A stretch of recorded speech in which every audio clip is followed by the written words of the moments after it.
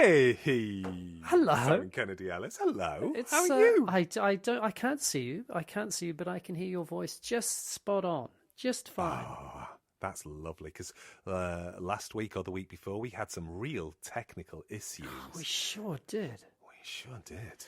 I blame the weather. I blame Mars. The planet. Yeah. Not the confectionery company. Is that? It's owned by Cadbury's, isn't it? Or is it its own company? Oh, Mars was separate to Cadbury's. I don't know who owns it now. It's probably owned. It's not owned by Nestle. Ooh, I don't think. You sure? Ooh, maybe it's crap. Oh no, I'm not. I hope it isn't because I can't eat Nestle. Political reasons.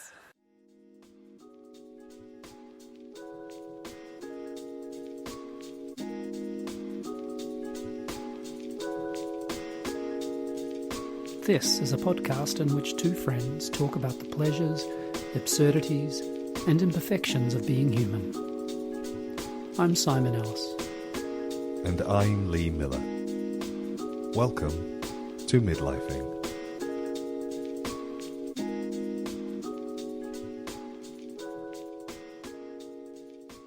I've got something I'd like to talk about. Should we cut straight in, or do you want to do a bit of catching up? No. How's the weather, all that sort of stuff? Summertime in England. That's how the weather is. No, let's crack on. Unless, all I'm going to do is tell you about how I've got a newfound love of stickers, which I don't think you need to hear.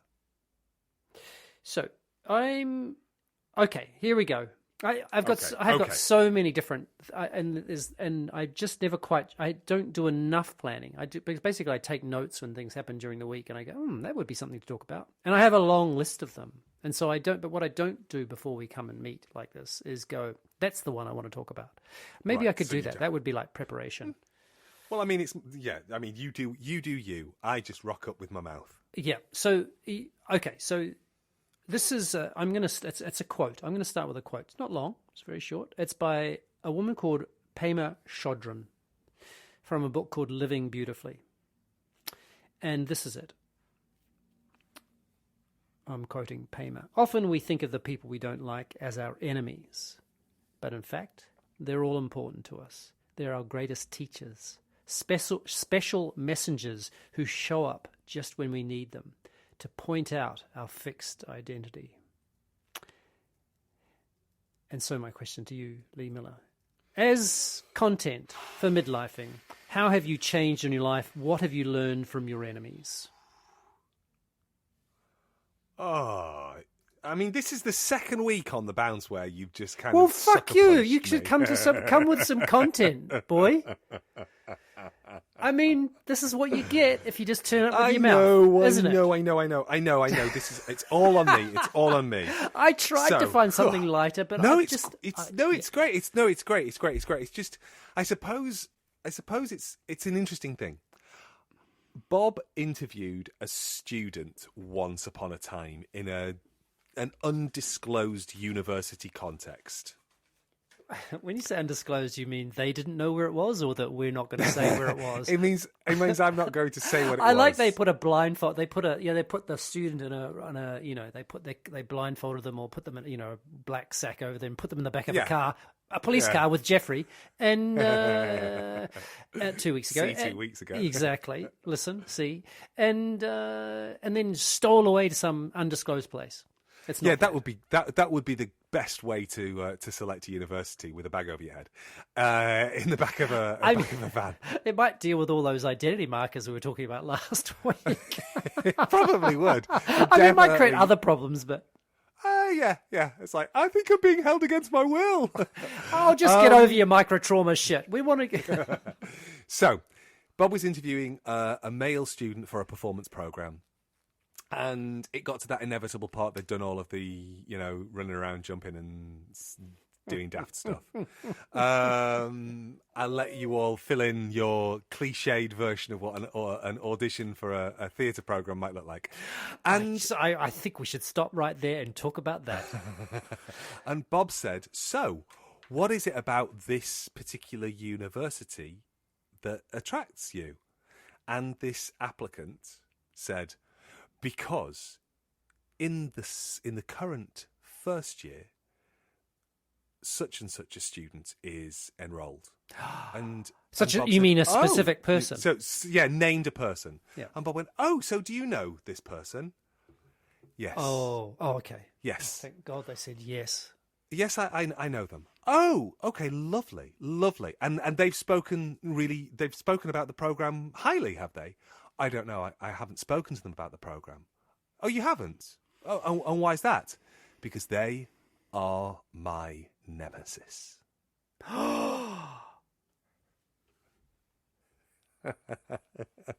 Did they use the word nemesis?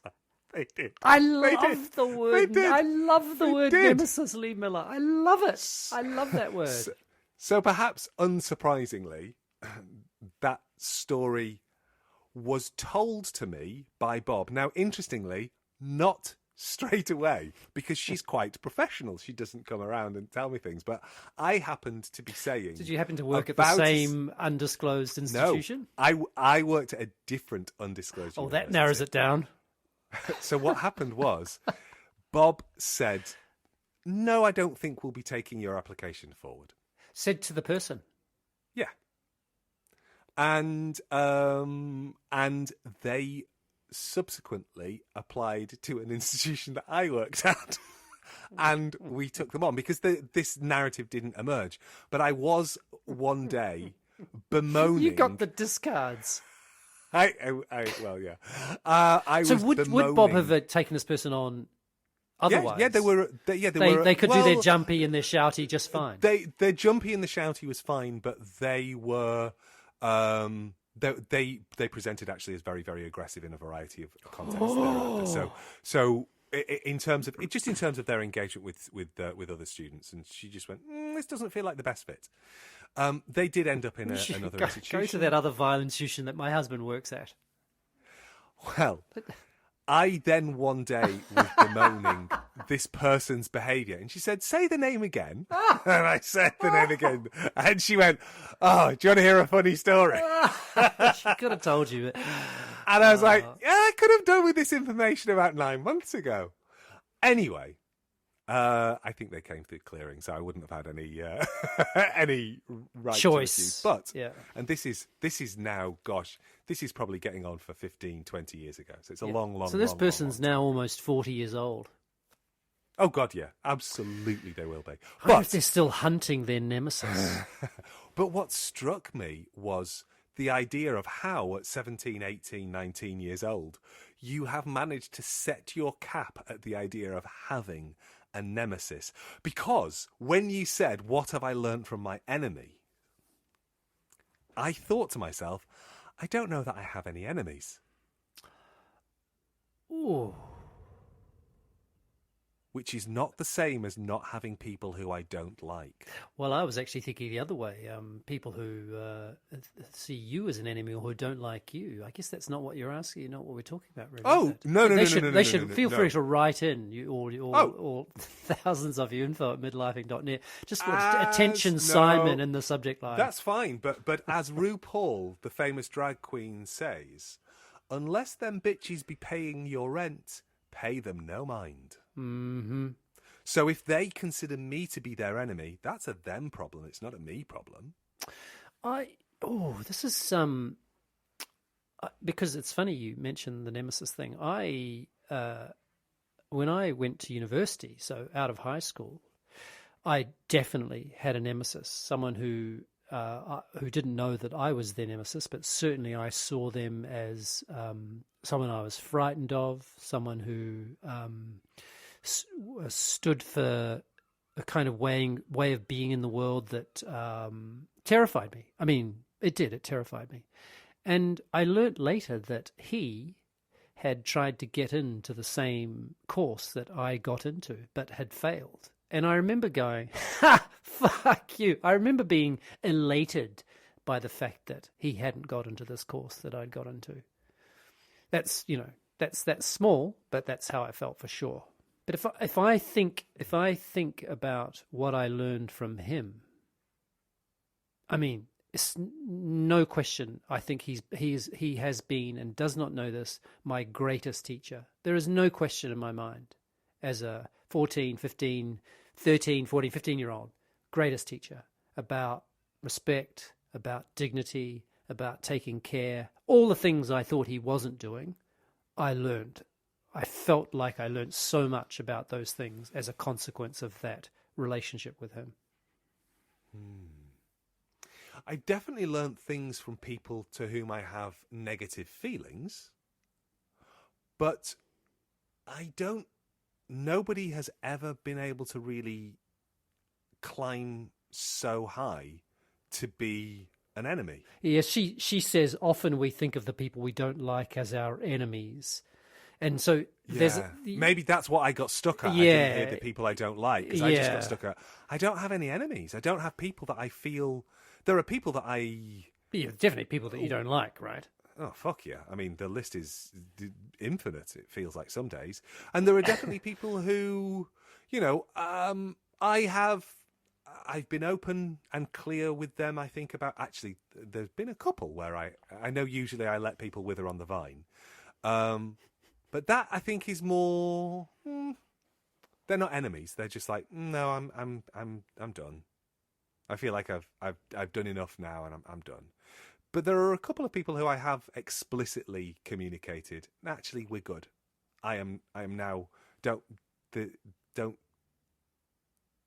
pester me again. This isn't necessary. You mean you've basically said to them? That's enough. That's enough. Yeah. Yeah. I'm thinking of one person who wasn't taking the, I thought, relatively gentle hints, but nevertheless clarity was being offered.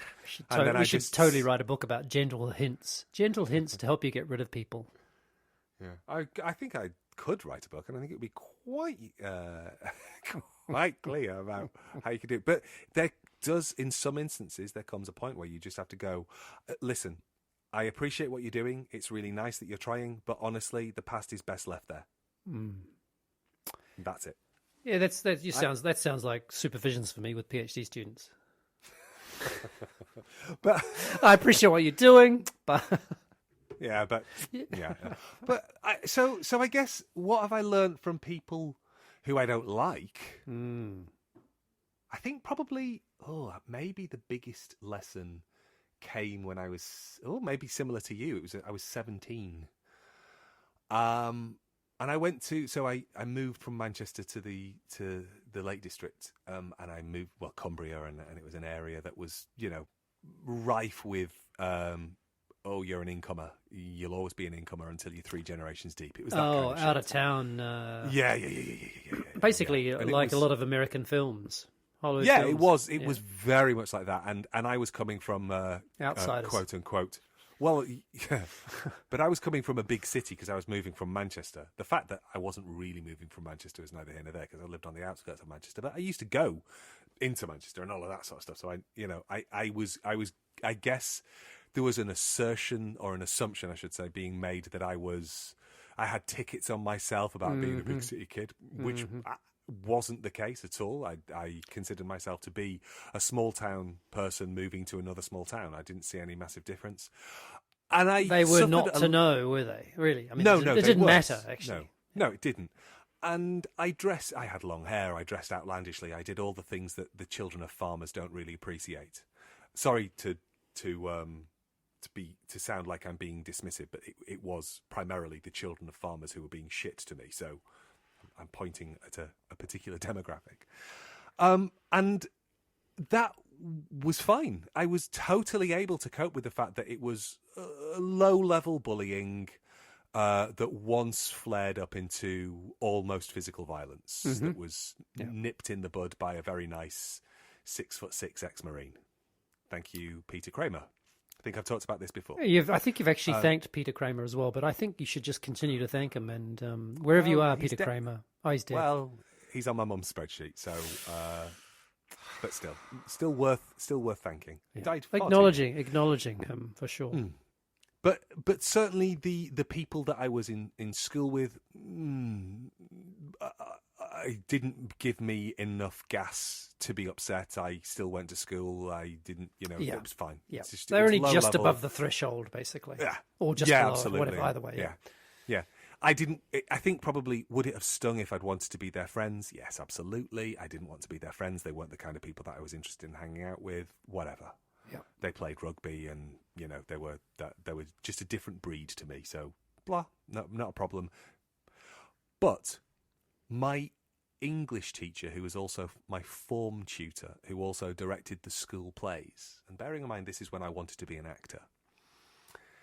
At the end of, as I was applying for universities, I said, "Oh, I'd quite like to try my hand auditioning for some theatre schools," and he said, "Why?" I said, "Well, because I'd quite like to be an actor." And he said, "Oh, that's not on the cards for you." I said, "Why?" And he said, "Oh, you just don't have the force of personality that is required. You're not interesting enough." I'm just struck by that word, that phrase, force of personality. Yeah, that was it. That was the feedback. He said, "You'd be much better off doing a history degree, something which is more in line with your personality." Right? Okay. And I think I learnt in that moment, and it was a revelation, although I looked back and kind of went, "Oh, how did I not pick up the clues sooner?" And we've definitely talked about this, is that teachers are not to be trusted. They know fuck all. And when I went on to work as an educator, I had to, and I still remind myself, teachers know fuck all. They're just people, and we're all in it together. And the moment that you lose sight of that is the moment that you stop being useful. Some of them are pretty extraordinary. Let's not forget. Yeah, but the ones who are extraordinary, and I have been taught by some extraordinary people, don't think of themselves as extraordinary. They think of themselves as just trying to figure it out. Yeah, they're full of the uncertainty that we talked about. Yeah, the opposite of what we talked absolutely. about last week. Yeah, I have never been taught by somebody who has a strong sense of their own capability and success and clarity and thought that they were good at what they did. Most of those people probably don't become teachers, frankly. I don't know. Enough of them have been in front of me. And I've worked alongside of some of them, and I think so have you. So I think that's what I learned from somebody who's not an enemy of mine, because, I mean, honestly, I'm not arsed But you about... didn't like them. I didn't like him after that moment. I did like him up until then. He probably thought he was giving you a good dose of direct reality, like the truth of the matter.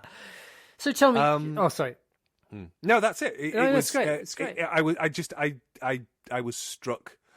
I was struck by not having a negative experience of him until that moment, and then just like it felt like the scales fell from my eyes for all of education. It's like I saw every teacher that I'd ever had up until that point, and then carried it forward into my university. It was degree. Formative. It really was formative, wasn't it? It was hugely formative. Yeah. Wow, yeah, amazing. And also the beauty of that is that person, would have, and like it's this sort of the absurdity of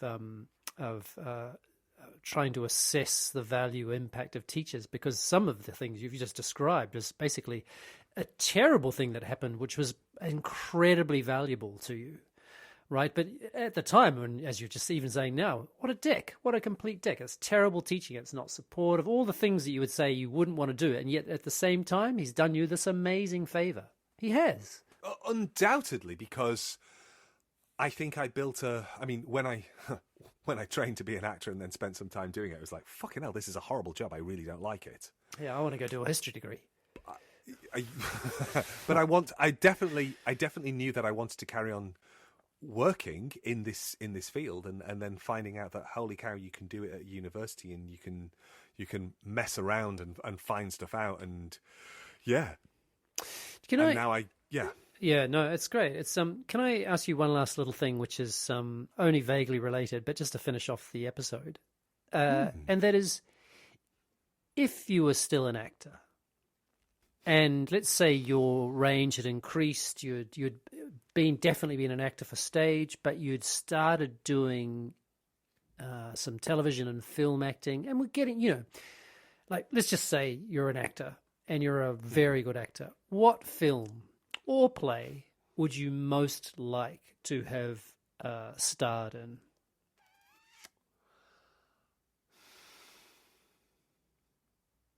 I think for me, it's less about what film and more about what directors I would want to have worked with. Oh, listen, you're so okay. So, John Carpenter. Is that okay? No, I mean, as much as I love his work from an audience perspective, I have no interest. John Hughes. No, absolutely not. No, these are not people. These are not people who I would want to work with. I'd want to work with David Lynch. Really? Yeah. So anything by David Lynch. Anything by David Lynch, I would be in. Yeah, absolutely. I think his work is. I still think his Dune far outstrips Denis Villeneuve's. I think I'd go with Terrance Mallick, actually, if I were to name a director that I think I would like to work with that person. Right. Mm-hmm. Yeah, I would very much like to work with David Lynch, and I think probably I'll just leave it there, because then I'd start to go, well, who else would? But is there a particular David Lynch film?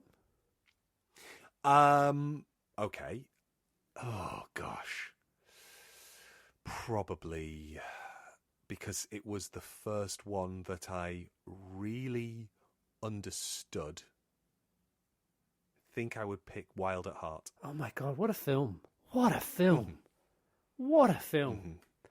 Also, Nicolas Cage before he was a little bit Nicolas Cage.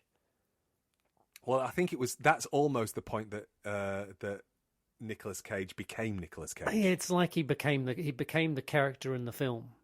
Yeah. What a good pick. Good pick, Lee Miller. Thanks. I nearly went with Blue Velvet.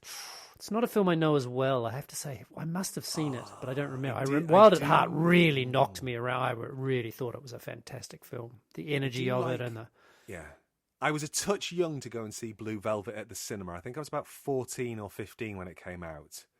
But I went to see Wild at Heart at the cinema, and it was the moment where, spoiler alert, where Willem Dafoe falls to his knees whilst wearing a pair of tights on his head, and his head is then blown off by the shotgun he's holding. Is just poor Willem Dafoe. Willem Dafoe has had to die so many times in so many movies. I know, but it's such a piece of high comedy and high drama. Yeah. Because it's in such a tense moment, but it's a hilarious outcome. Yeah. Good pick.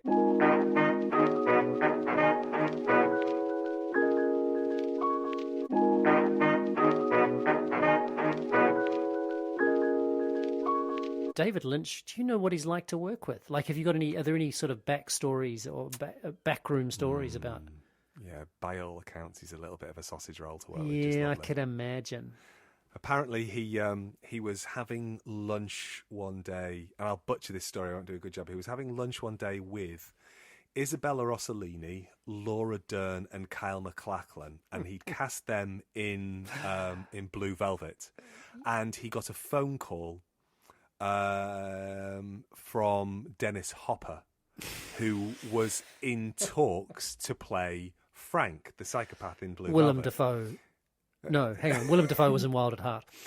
No, yeah. So this was Dennis Hopper to play the character Frank, and Frank was absolutely horrifying, really, really horrifying. And he has this conversation with Dennis Hopper, and Dennis Hopper is saying, "I am Frank. I am Frank." And David Lynch goes, great. Okay, cool. Start on Monday. Hangs up and he went, well, apparently Dennis Hopper is Frank, so that's going to be great for the film, but really tricky for lunch. And I just love the idea that he's like, great for the film, tricky for lunch. Hey, good story. I'll see ya. Oh yeah. I look forward to. Oh yeah. I'm in there. I'll be.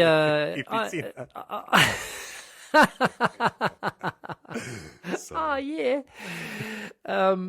I'll next time we talk, I'll be back. Finally, I'll be back from Rome, and I'll be able to regale you with stories of Roman knights of old. I cannot wait. I will also have Lisboned it up some more. Wow.